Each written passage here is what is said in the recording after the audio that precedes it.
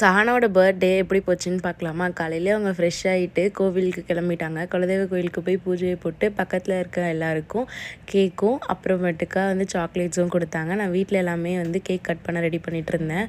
Homemade chocolates, அப்புறம் muffins, அப்புறம் sickle's, அப்புறம் ப்ரௌனி டவர் கூட பண்ணியிருந்தேன். அண்ட் கேக் ட்ரெயின் போகிற தீமில் பண்ணியிருந்தேன். அப்புறம் கேக் பாப்ஸு.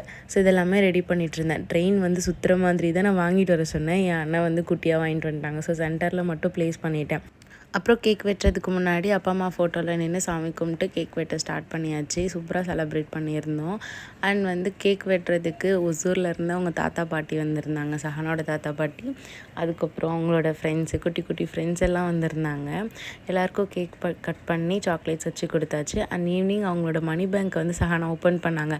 அந்த காசை எடுத்துகிட்டு போய் நாங்கள் எங்கே போகணுன்றதை நான் நெக்ஸ்ட் விலாகில் சொல்கிறேன். கண்டிப்பாக விலாகை கண்டினியூ பண்ணுங்கள். தேங்க்ஸ் ஃபார் வாட்சிங். பாய்.